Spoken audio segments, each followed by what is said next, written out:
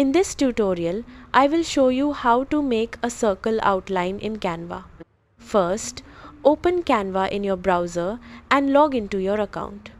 Once you are on the Canva homepage, open an existing design or click Create a Design to start a new project.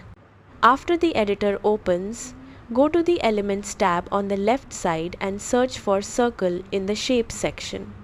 Click on the basic circle shape to add it to your canvas. Resize the circle by dragging the corners until it reaches the size you want. Next, click on the circle to select it. In the top toolbar, change the fill color to transparent so the inside of the circle becomes empty. After that, enable the border or stroke option to create the outline. Increase the border thickness to control how bold the circle outline looks.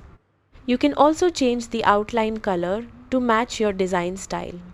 Once you adjust the size, color, and thickness, your circle outline will be ready to use in your design.